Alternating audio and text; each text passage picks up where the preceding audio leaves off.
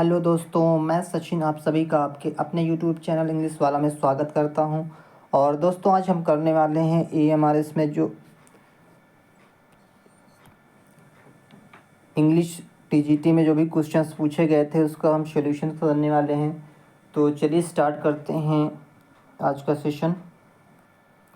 तो इसमें क्वेश्चन जो है देखिए, फर्स्ट पूछा गया था कि in a daily school student from all over India are admitted, so the school is multilingual school.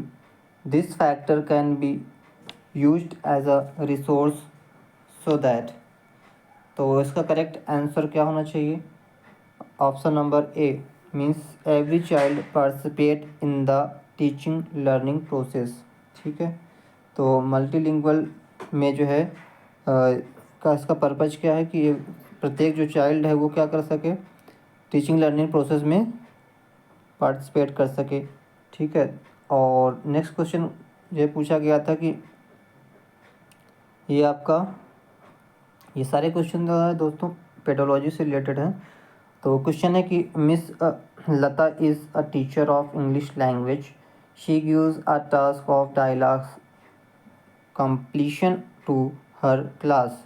The purpose of this task, तो डायलॉग जो कंप्लीशन का जो पर्पज है वो क्या होना चाहिए? तो ऑप्शन नंबर इसका 2 करेक्ट हो जाएगा, to facilitate conversation through language practice. ठीक है, तो इसका जो कीवर्ड है वो आप जो है समझ सकते हैं कि डायलॉग कंप्लीशन का मतलब क्या होगा, वार्तालाप होगी। ठीक है, कन्वर्सेशन होगा तो यहाँ से आप इसका आंसर निकाल सकते हैं, कीवर्ड आपका कन्वर्सेशन हो जाएगा। ठीक है, चलिए नेक्स्ट पे चलते हैं। और नेक्स्ट क्वेश्चन पूछा गया था कि to make a teacher learning process interesting, a teacher make use of gesture to tell a story to the class. Then she task the student to draw a picture based on the story. Means story के base पे जो है student को picture जो है बनाने के लिए कहा गया है। ठीक है, तो इसका पर्पज क्या है? इसमें पर्पज हो जाएगा to access their comprehension, to assess their comprehensions of the story.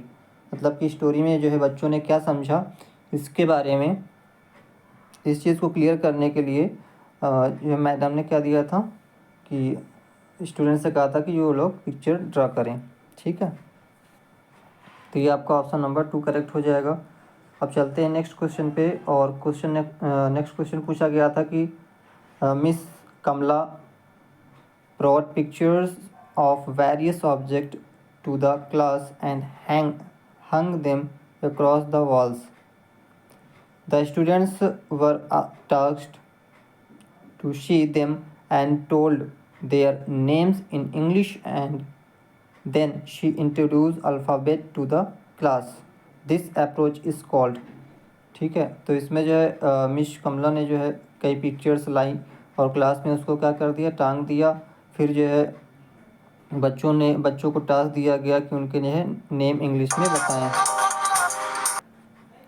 Then जो है मिसेस कमला जी क्या करती हैं, अल्फ़ाबेट के बारे में इंट्रोड्यूस करती हैं। तो मतलब कि जो बच्चे जानते हैं पहले से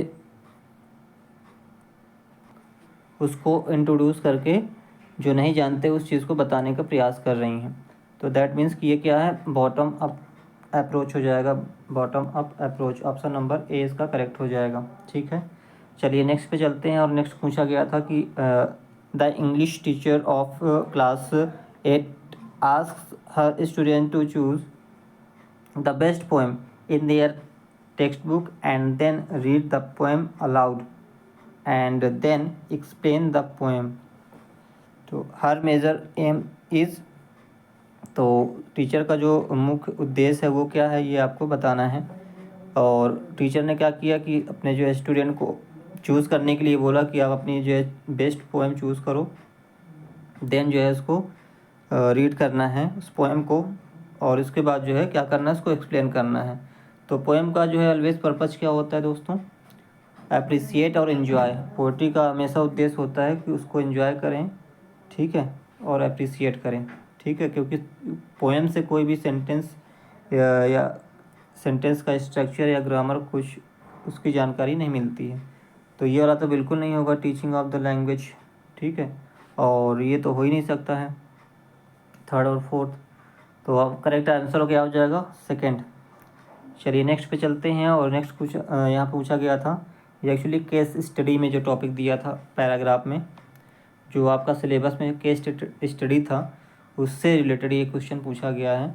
कहा गया है कि कमाल, a student of class 9, is the last admission of the class.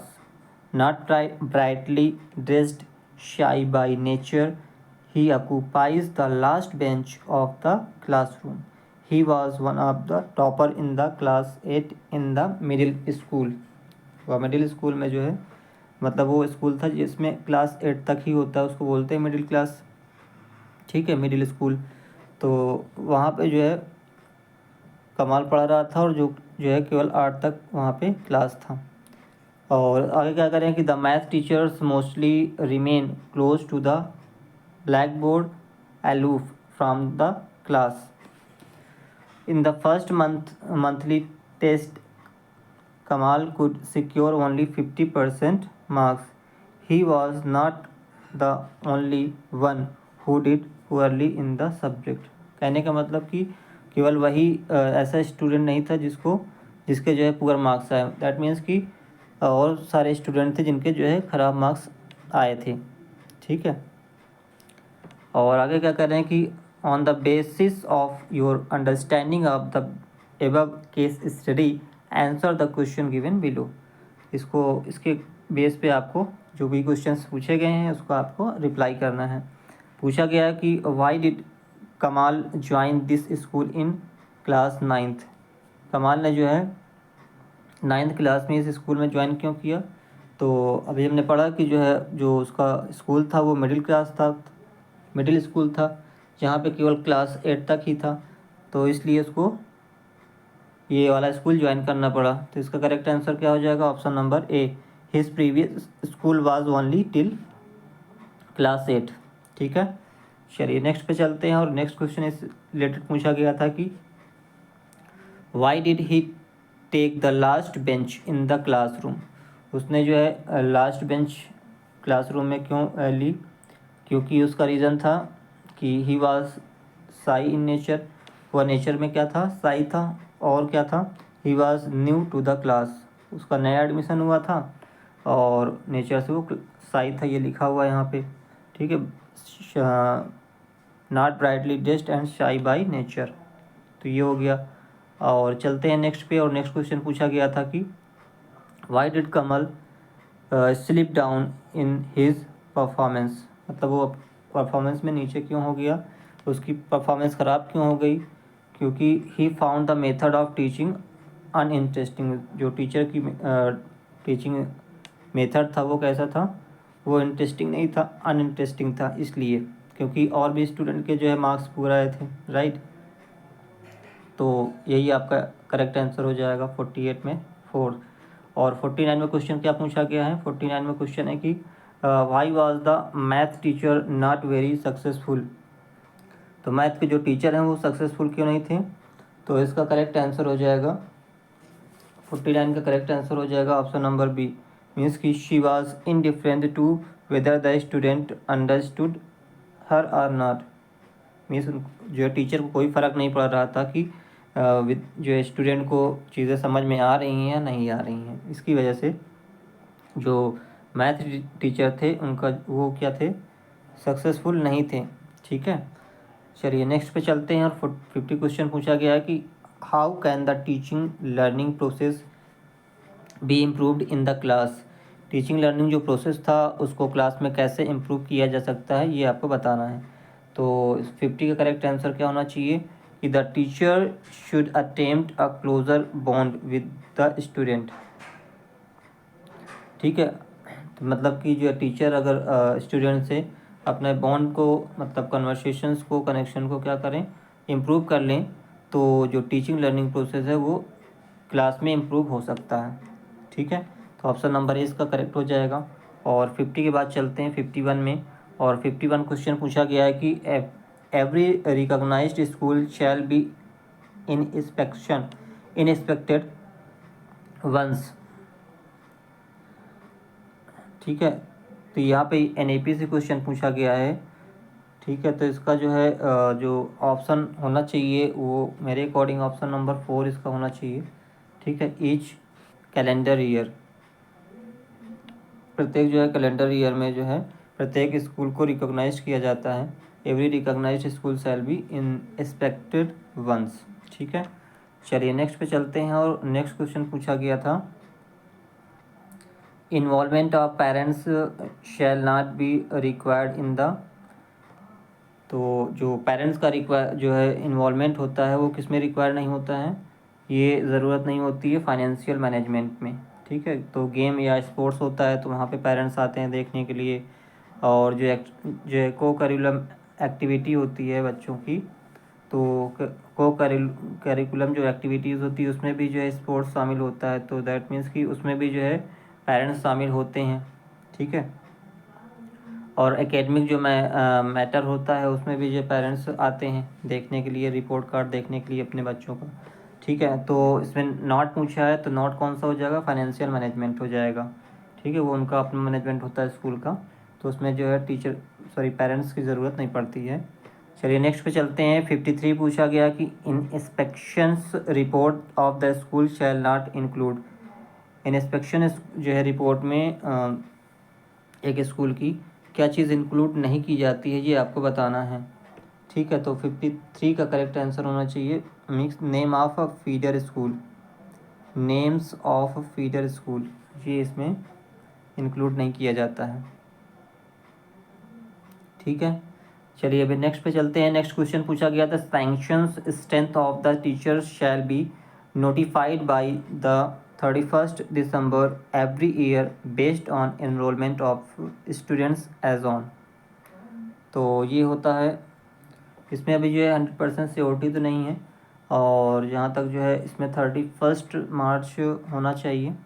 ठीक है, जो फाइनेंशियल ईयर माना जाता है स्कूल का वो 31 मार्च से जो है देखा जाता है। ठीक है, तो अभी 31 मार्च को मान के चलते हैं। और नेक्स्ट चलते हैं क्वेश्चन पे। और नेक्स्ट क्वेश्चन पूछा गया था, management committee of recognised aided school shall consist of not more than dash member. तो मैनेजमेंट कमेटी में कितने मेंबर होते हैं, 15 मेंबर होते हैं। ठीक है, चलिए नेक्स्ट क्वेश्चन पे चलते हैं दोस्तों। और नेक्स्ट क्वेश्चन पूछा गया था, choose the sequence in which the following jumbled words phrase can be rearrange to form a correct sentence in each case. आपको यहाँ पे रीअरेंज करना है जो भी वर्ड्स या सेंटेंस दिए हुए हैं। तो इसमें लिखा हुआ है 56 में क्या हो जाएगा, इसका करेक्ट आंसर हो जाएगा ऑप्शन नंबर 3, मीन्स ए वाला पहले आएगा, राम विल। ठीक है, Ram will not forget that he is repent repent. ठीक है, तो रिपेंटेंट इसका करेक्ट हो जाएगा। मीन्स सबसे पहले ए आएगा, फिर आएगा आपका डी। ठीक है, डी के बाद आएगा सी, फिर आपका आएगा ई, देन आएगा आपका लास्ट में सबसे बी हो जाएगा, रिपेंटेंट। ठीक है, तो इसको करने का तरीका आप देख सकते हैं दोस्तों, कि जैसे यहाँ पे ऑप्शन दिया हुआ है, लास्ट में क्या दिया हुआ है, लास्ट में यहाँ पे सी है, फर्स्ट वाले में देखिए। तो कोई भी सेंटेंस का जो एंड होता है वो दैट से नहीं होता, तो इसलिए ये वाला कट गया पहला वाला। और सेकंड देखेंगे, ही इज़ लिखा हुआ है, दैट मीन्स कि लास्ट में ई भी नहीं आएगा, तो सेकंड वाला भी कट गया।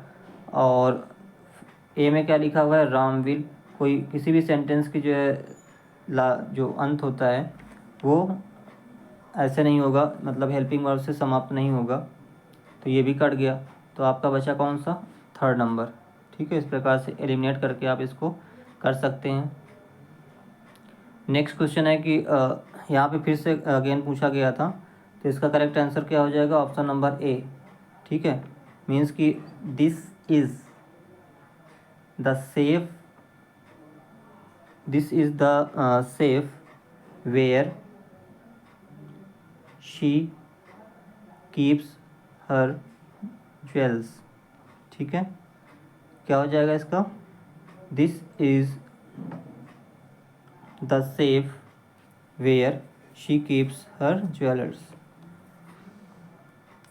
नेक्स्ट क्वेश्चन पूछा गया था, इसमें अगेन जंबल करना था, तो इसका करेक्ट क्या हो जाएगा, ऑप्शन नंबर बी, मीन्स कि पहले आई डू आएगा, इसके बाद नॉट नो लिखेंगे, फिर इसके बाद वेदर लिखेंगे, देन इसके बाद ही इज़ आएगा, इसके बाद आएगा इनोसेंट। ठीक है, चलिए नेक्स्ट पे चलते हैं, और नेक्स्ट इसमें फिर से जंबल्ड है, और इसमें करेक्ट क्या हो जाएगा, ऑप्शन नंबर डी, मीन्स पहले ई आएगा, एक्सेप्ट, एक्सेप्ट, फिर आएगा D, that, except that he is short sight, short sighted, he is quite fit.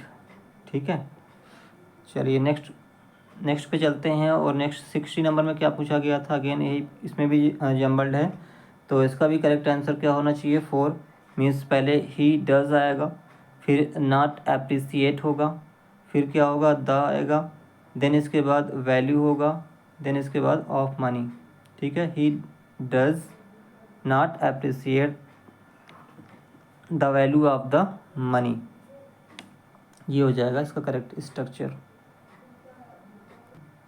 इसके बाद जो है ये लिटरेचर का पार्ट आ गया है, और इसमें पूछा गया है who wrote things fall apart his first novel, अपने फर्स्ट नॉवल में जो है थिंग्स फॉल अपार्ट को किसने लिखा है, तो इसका करेक्ट आंसर हो जाएगा चिनुआ अकेबे, चिनुआ अकेबे ने जो है थिंग्स फॉल अपार्ट को लिखा है। ठीक है, और अगला क्वेश्चन पूछा गया था, which novel of Hemingway describe how perseverance and dignity can help once battle through the struggle of life,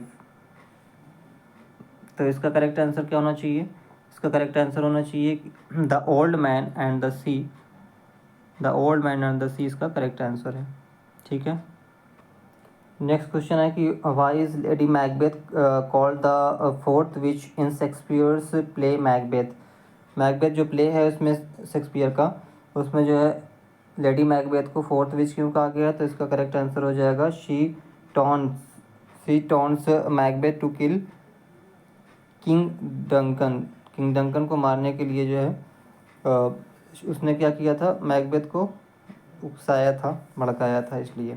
ठीक है, अगला क्वेश्चन पूछा गया था कि who is in his novel created an imaginary town called Malgudi, तो जो इमेजिनरी टाउन है मालगुड़ी को किसने अपने जो है नॉवेल में क्रिएट किया है, तो वो कौन है, इसका करेक्ट आंसर क्या हो जाएगा, मुल्क राज, सॉरी आर के नारायण, तो इसका करेक्ट आंसर होना चाहिए आर के नारायण, आर के नारायण ने जो है अपने नॉवेल में जो है इमेजिनरी टाउन मालगुड़ी को बताया है, क्रिएट किया है। ठीक है, अगला क्वेश्चन है कि who were the principal member of the group called the lakes poet, तो लेक्स पोएट के जो मेंबर ग्रुप थे कौन थे, वर्ड्सवर्थ, कॉलरिज और साउदी। ठीक है, नेक्स्ट क्वेश्चन पूछा गया था who among the following has written mostly for children, जो बच्चों के लिए जो है ज़्यादातर लिखते हैं वो कौन है, वो है रस्किन बॉन्ड। ठीक है, आगे चलते हैं, और नेक्स्ट क्वेश्चन पूछा गया था in how many plays of Shakespeare does Falstaff appear, Shakespeare के जो है कितने प्ले में फॉल्स स्टॉप अपीयर होता है, तो 3 प्ले हैं, एक तो मैरी वाई विंडसर हो गया, और एक आपका जो है हेनरी फोर्थ पार्ट 1 और हेनरी फोर्थ पार्ट 2 में। ठीक है, चलिए नेक्स्ट पे चलते हैं, और नेक्स्ट क्वेश्चन पूछा गया था which one of the following poems was not written by Robert Frost, Robert Frost के द्वारा जो नहीं लिखी गई वो कौन सी है पोएम, वो है the cry of the children. ठीक है, चलिए नेक्स्ट पे चलते हैं, नेक्स्ट क्वेश्चन पूछा गया था दोस्तों कि often consider the national poet of Chile dash won Nobel prize in literature in 1971, तो इसका करेक्ट आंसर क्या हो जाएगा, इसका करेक्ट आंसर हो जाएगा पेब्लो नेरूदा, पेब्लो नेरूदा जो है नोबेल प्राइज़ जीता था लिटरेचर में कब, 1971 में। ठीक है, जो कि एक नेशनल पोएट थे। चलते हैं नेक्स्ट क्वेश्चन पे, और नेक्स्ट क्वेश्चन पूछा गया है विच ऑफ द फॉलोइंग जो है newspapers magazine was not edited by Khushwant Singh, तो द इंडियन एक्सप्रेस को जो है खुशवंत सिंह ने जो है एडिट नहीं किया है। ठीक है, बाकी को किया है नेशनल हेराल्ड को, Hindustan times, the illustrated weekly off India, इस सबको क्या किया है, एडिटेड किया है, लेकिन इंडियन एक्सप्रेस को नहीं किया। तो नॉट पूछा है, तो ये आपका करेक्ट आंसर हो जाएगा ऑप्शन बी। चलिए नेक्स्ट पे चलते हैं। 71 में पूछा गया है the an elegy written on the death of Keats by Shelley. तो जो एलिजी लिखी गई है किड्स पर, वो कौन सी है शेली के द्वारा, वो है एरोनिस। ठीक है। नेक्स्ट क्वेश्चन पूछा गया which Mexican writers wrote the labyrinth of solitude, no more clinches, the bridge, etc., and won the Nobel Prize in Literature in 1990। ठीक है, तो इसका करेक्ट आंसर क्या होना चाहिए, तो 72 का करेक्ट आंसर हो जाएगा ऑप्शन नंबर डी, मतलब 4th नंबर ऑक्टिविया पैज। ठीक है। चलिए नेक्स्ट पे चलते हैं और नेक्स्ट क्वेश्चन पूछा गया the quality of mercy is not strained is the opening line of speech delivered by dash in the merchant of Venice. तो मर्चेंट ऑफ वेनिस में जो है कि the quality of mercy is not strained, ये line किसने बोला था, ये बोला था पोर्शिया ने। ठीक है। चलिए नेक्स्ट पे चलते हैं और नेक्स्ट क्वेश्चन पूछा गया है दोस्तों कि which poem of Robert browning describe the futile love of famous Italian painter for his wife Lucrezia। तो जो है रॉबर्ट ब्राउनिंग की उस पोएम का नाम बताना है जिसमें futile love of a famous Italian painter for his wife Lucrezia के बारे में बताया गया है। तो उसका करेक्ट आंसर क्या हो जाएगा, option number A, Andrea del Sarto. ठीक है, ऑप्शन नंबर ए इसका करेक्ट आंसर हो जाएगा 74 में। आगे चलते हैं और नेक्स्ट क्वेश्चन पूछा गया था Shaw plays arms and the man. Shaw का जो प्ले है आर्म्स एंड द मैन, ये क्या है, डिनाउंसेस वार। इसका करेक्ट आंसर क्या हो जाएगा, फर्स्ट नंबर डिनाउंसेस वार। आगे चलते हैं और नेक्स्ट क्वेश्चन पूछा गया था what message does kids odd on a Grecian earn convey. तो जो किड्स का odd on a Grecian earn है, ये क्या मैसेज जो है वो कन्वे करता है, बताता है। तो ये बताता है a work of art immortalizes youth and beauty. Option number 4 इसका करेक्ट हो जाएगा। ठीक है। चलिए नेक्स्ट पे चलते हैं और नेक्स्ट क्वेश्चन पूछा गया था which poem written by Coleridge is called a dream poem. तो कॉलेज की कौन सी पोएम है जिसको ड्रीम पोएम कहा गया है, तो ये है कुबला खान। ठीक है। तो एक्चुअली जो है कॉलेज ने ड्रीम में, अपने ड्रीम में जो है एक स्टोरी देखी थी और उसके बाद जो है कुबला खान पोएम उन्होंने लिखी थी, इसलिए जो है कुबला खान पोएम को ड्रीम पोएम कहा गया है कॉलेज का। ठीक है। चलिए नेक्स्ट क्वेश्चन चलते हैं। नेक्स्ट क्वेश्चन क्या पूछा गया है, 78 में कहा गया कि in the play the Tempest Ariel was imprisoned. ठीक है, टेम्पेस्ट में एरियल को जो है बंधक बनाया गया था, किसमें, एक ट्री में बांधा गया था, किसके द्वारा, जो विच थी शाइकोरेक्स, उसने जो है पेड़ से उसको बांध रखा था एरियल को। ठीक है, तो इसका ट्री आपका करेक्ट आंसर हो जाएगा। ठीक है, आइलैंड नहीं होगा, आइलैंड तो प्लेस था जहाँ बांधा गया था, उसकी बात की गई है। 79 में पूछा गया कि in Othello Desdemona falls in love with Othello. तो ओथेलो कौन था, ओथेलो एक जर्नल था। ठीक है, ओथेलो क्या था, एक जर्नल था। और अगला क्वेश्चन है कि which poem of kids begin with the line a things of beauty Joy for ever. तो किड्स की कौन सी जो है पोएम है वो a things of beauty Joy for ever से स्टार्ट होती है, तो उसका करेक्ट आंसर हो जाएगा एंडमियन। ठीक, नेक्स्ट क्वेश्चन पे चलते हैं और नेक्स्ट क्वेश्चन पूछा गया था दोस्तों कि identify the tense in the following sentence. इसमें आपको टेंस बताना है, तो टेंस इसमें क्या हो जाएगा, लिखा हुआ है Sita is going to leave for London tomorrow. ठीक है, तो यहाँ पे टेंस कैसे आइडेंटिफाई करेंगे, वर्ब पे जाइए सीधा और देखिए इज लिखा हुआ है और वर्ब का आईएनजी फॉर्म, तो सीधा आपका प्रेजेंट कंटिन्यूअस हो जाएगा। ठीक है, आगे चलते हैं और नेक्स्ट क्वेश्चन पूछा गया था, इसमें आपको वॉइस चेंज करना था और लिखा हुआ है कि you are requested to close the door. ठीक है, तो ऑलरेडी आपका पैसिव वॉइस में दिया हो, इसको आपको एक्टिव वॉइस में बनाना है। ठीक है, तो जब रिक्वेस्टेड है तो इसका क्या हो जाएगा, प्लीज़ से स्टार्ट होगा सेंटेंस, तो ऑप्शन नंबर 1 फर्स्ट करेक्ट हो जाएगा। चलते हैं नेक्स्ट पे, और नेक्स्ट पूछा गया Ram can do it now, तो इसका क्या हो जाएगा, इसका पैसिव वॉइस हो जाएगा, कैन के साथ बी आएगा। ठीक है, तो देख लेंगे, इसमें तो कुड है, ये तो कुड तो होगा नहीं, और कैन इसमें लिखा हुआ है और कैन भी इसमें लिखा हुआ है। वर्ब का थर्ड फॉर्म है, वर्ब का थर्ड फॉर्म इसमें भी है। ठीक है, लेकिन सेंटेंस किससे स्टार्ट होना चाहिए, इट से स्टार्ट होना चाहिए। ठीक है, तो ऑप्शन नंबर 4 जो है वो करेक्ट हो जाएगा। नेक्स्ट पे चलते हैं, और नेक्स्ट क्वेश्चन पूछा गया था the peon will have to ring the bell. ठीक है, तो इस प्रकार का जो सेंटेंस होता है, यहाँ पे हैव टू आता है तो उसको हम बनाते हैं हैव टू बी। ठीक है, हैव टू बी से बनाते हैं, तो ये इसमें देखिएगा सेकंड नंबर में इसमें भी केवल जो है हैव टू बी लिखा हुआ है, तो have to be rung by the peon. ठीक है, the bell will have to be rung by the peon, ये आपका ऑप्शन नंबर 2 करेक्ट हो जाएगा। नेक्स्ट है Kamal is singing a song, Kamal is singing a song, इसका पैसिव वॉइस कैसे बनेगा, तो इज़ आर एम के साथ बीइंग आएगा और वर्ब का थर्ड फॉर्म आएगा, तो ऑप्शन नंबर फर्स्ट जो है यही बनता है आपका। ठीक है, इसी में बीइंग लिखा हुआ है, तो यही आपका सही हो जाएगा कि a song is being sung by Kamal. Next question पूछा गया है कि can you run 100 metre race.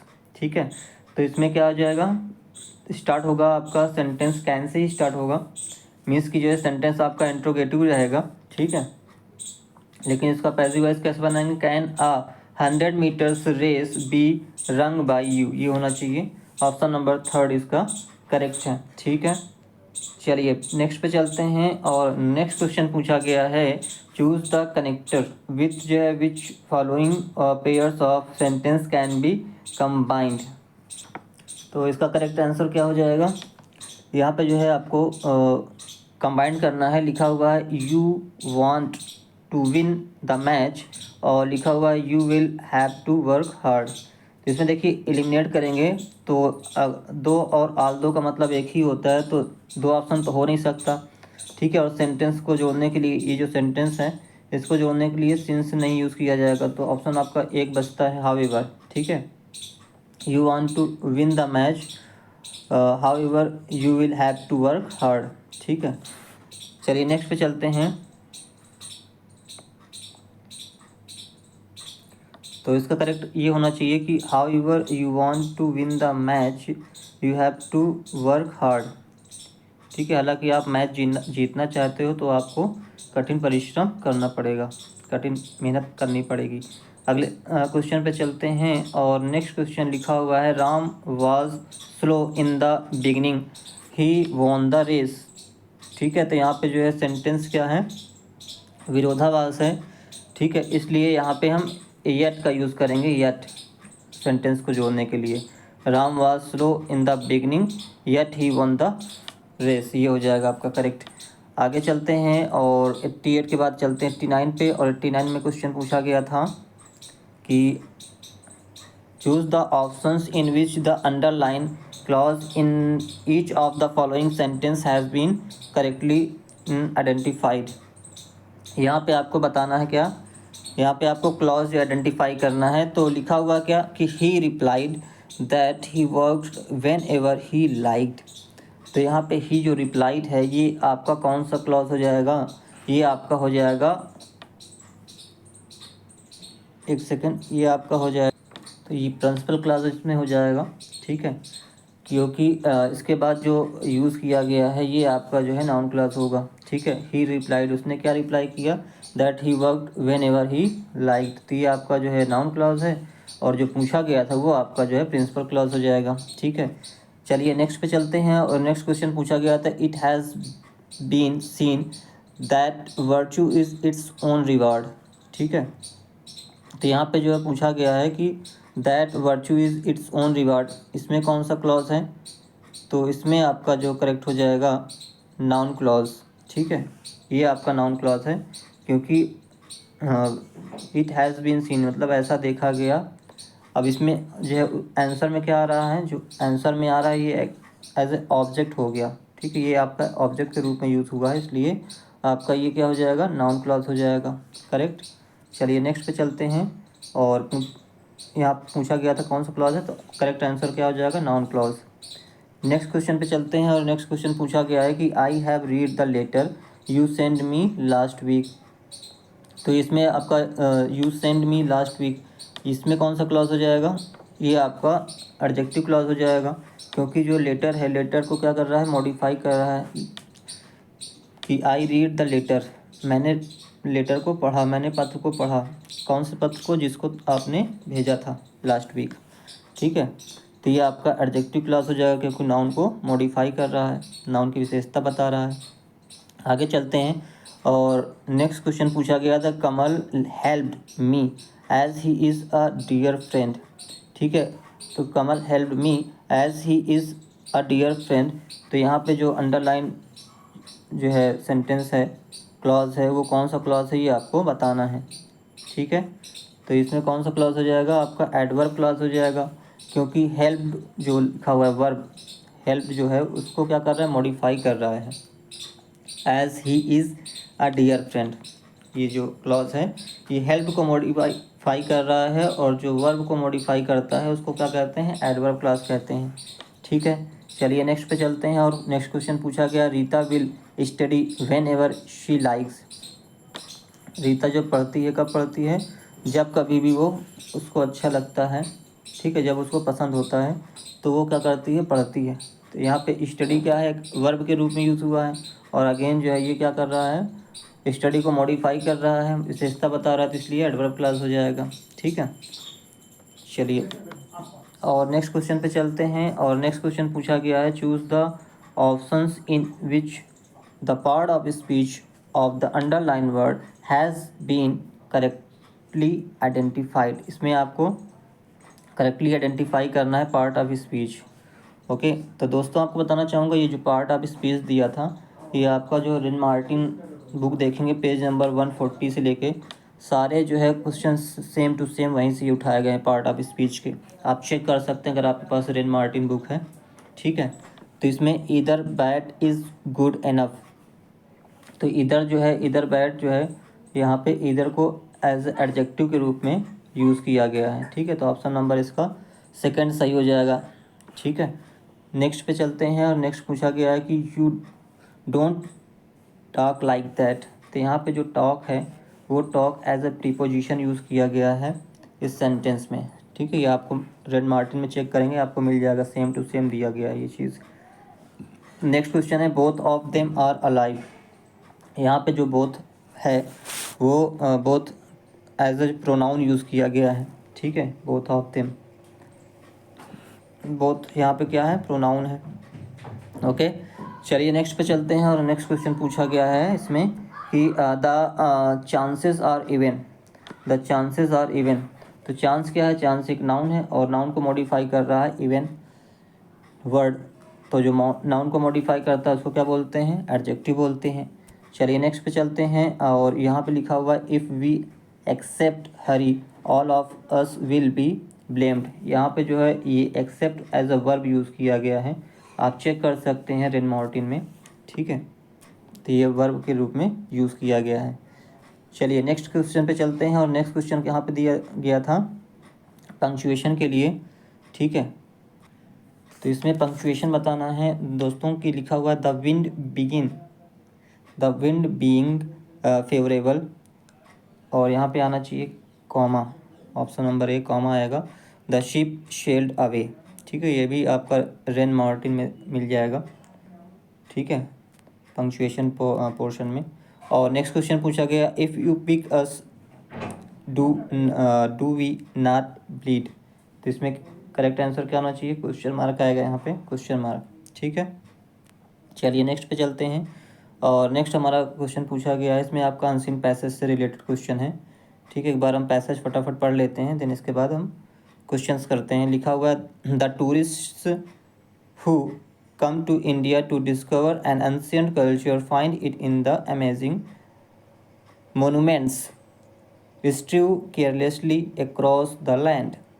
They have read about spiritual India and see it in the soaring pinnacles of the temple of South India, and in the devotees taking a dip in the Ganga, the diversity of food and dress devours the reel in their cameras.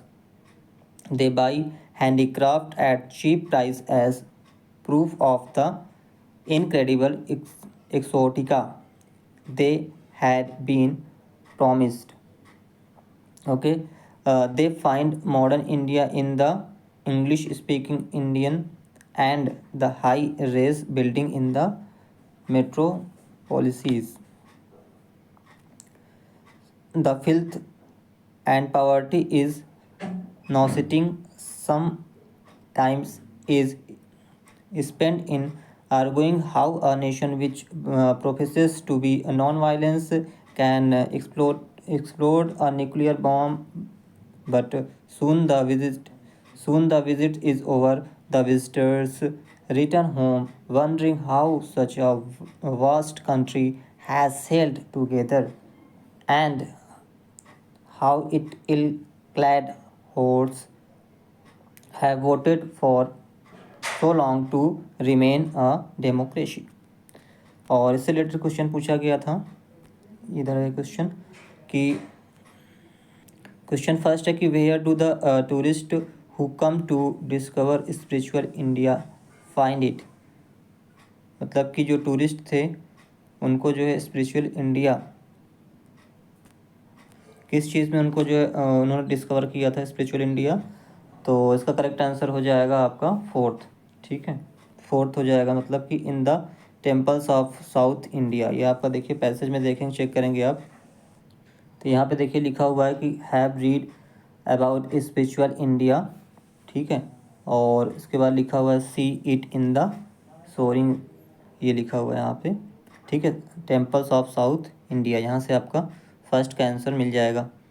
अब चलते हैं next पे, और next question पूछा गया था हो जो है होर्डेस जो वर्ड आया हुआ है इसका बताना कि इसमें जो इसका मतलब क्या नहीं है। ठीक है, तो वो आपको बताना है। तो इसका करेक्ट हो जाएगा हर्ड, ये हर्ड होना चाहिए। ठीक है, क्योंकि मैसेज का मतलब भीड़ होता है, थोंग का मतलब भीड़ होता है, क्राउड का मतलब भी भीड़ होता है। हर्ड जो है इस कैटेगरी में नहीं आता है। अगला नेक्स्ट क्वेश्चन पूछ देखते हैं कि लिखा हुआ है कि they buy our handicraft as. तो इसका करेक्ट आंसर क्या हो जाएगा, they are incredible exotica. Option number A first correct इसका हो जाएगा आंसर। नेक्स्ट क्वेश्चन पूछा गया कि India has become modern as. India जो है मॉडर्न हो गया है क्यों। तो इसका करेक्ट आंसर हो जाएगा ऑप्शन नंबर सेकेंड, मतलब कि बोथ, फर्स्ट भी है और फोर्थ भी करेक्ट है। बिकॉज यहाँ पे लिखा हुआ है कि our big cities are dotted with high rise building. यहाँ पे जो बिल्डिंग्स हैं इंडिया में वो काफ़ी ऊंची ऊंची बिल्डिंग्स बन गई हैं। और दूसरी चीज़ की most of the Indians speaking fluent English, और काफ़ी जो इंडियंस जो है वो फ्लुएंटली इंग्लिश बोलना शुरू कर दिया है। इसलिए क्या है कि इंडिया जो है वो मॉडर्न हो चुका है। ठीक है, आगे क्वेश्चन पूछा गया था what contradictions do the tourist find in the India. India में जो है उनको क्या कंट्राडिक्शन मिलता है, क्या विरोधाभास चीज़ें मिलती हैं, वो आपको बताना है। तो इसका करेक्ट आंसर हो जाएगा ऑप्शन नंबर थर्ड, मतलब कि our rich neighbours are surrounded by poverty and filth. Last की जो दो लाइन लिखी हुई है उसमें आपका ये जो सेकंड वाला आंसर वो मिल जाएगा। और ये आपका जो है ये भी है, a country society that preaches non violence possess atom bombs. मतलब कि जिस कंट्री में, जिस सोसाइटी में जो है नॉन वायलेंस की पूजा की जाती है, प्रशंसा की जाती है, वहाँ पे जो है एटम बम भी मिलता है। ठीक है, तो ये आपका ऑप्शन नंबर थर्ड हो जाएगा करेक्ट। चलिए अब नेक्स्ट क्वेश्चन चलते हैं। नेक्स्ट क्वेश्चन पूछा गया था, ये सेकंड पैराग्राफ से जो है क्वेश्चन है, और सेकंड पैराग्राफ में जो है क्वेश्चन में फर्स्ट पूछा गया था headed in the same direction. The word headed का मतलब क्या होगा यहाँ पे, तो हेडेड का मतलब हो जाएगा मूव टूवर्ड। ठीक है, मूव टूवर्ड होगा इसका करेक्ट आंसर। ठीक है, और नेक्स्ट क्वेश्चन है इसमें कि which of the following statement is right. इसमें कौन सा स्टेटमेंट करेक्ट है। पैसेज के अकॉर्डिंग। तो इसका करेक्ट आंसर होना चाहिए ऑप्शन नंबर बी, मतलब कि regular India chess players are more in number than the number of players. Option number correct हो जाएगा सेकेंड। और नेक्स्ट क्वेश्चन है कि which of the following statement is right and which is wrong. कौन सा इसमें करेक्ट है और कौन सा रॉन्ग है, ये आपको बताना है। तो 108 में करेक्ट आंसर क्या हो जाएगा, इसमें हो जाएगा, तो इसका राइट आंसर हो जाएगा ऑप्शन नंबर सेकेंड, मतलब बोथ ए और जो है बी दोनों ही राइट हैं। क्योंकि लास्ट पैराग्राफ में आप चेक करेंगे इसमें, तो चेस हैज़ बीन जो है played in India for millions of years, क्योंकि जो चेस का जो ओरिजिनेट हुआ था वो इंडिया में ही हुआ था, ऐसा जो है लास्ट पैराग्राफ में बताया गया है। ठीक है, तो इसके अकॉर्डिंग आपका जो है फर्स्ट और सेकंड दोनों ही आंसर आपका करेक्ट हो जाएगा, क्योंकि रूल्स भी जो है वो चेंज होते रहते हैं टाइम टू टाइम। ओके, चलिए नेक्स्ट पे चलते हैं। और नेक्स्ट क्वेश्चन पूछा गया था कि US open is not an accurate name of this tournament. तो इसका करेक्ट आंसर हो जाएगा कि they are not open to anyone who wants to compete. इसका ऑप्शन नंबर सेकंड जो है करेक्ट हो जाएगा। ठीक है, ऑप्शन नंबर सेकंड इसका करेक्ट आंसर है। अगला चलते हैं, नेक्स्ट क्वेश्चन में पूछा गया था कि high can chess opens really open. तो चेस ओपन जो है रियली ओपन क्यों है, क्योंकि any one can join the tournament. Option number इसका कौन सा करेक्ट हो जाएगा, थर्ड। ठीक है, आगे चलते हैं। और नेक्स्ट क्वेश्चन पूछा गया था इसमें, अगला पैराग्राफ है 111 से 15 तक। ठीक है, पैराग्राफ जो है एक बार आप लोग पढ़ लीजिएगा, मैं आपको आंसर बता देता हूँ इसका कि जो है क्या होना चाहिए। पीपल जो है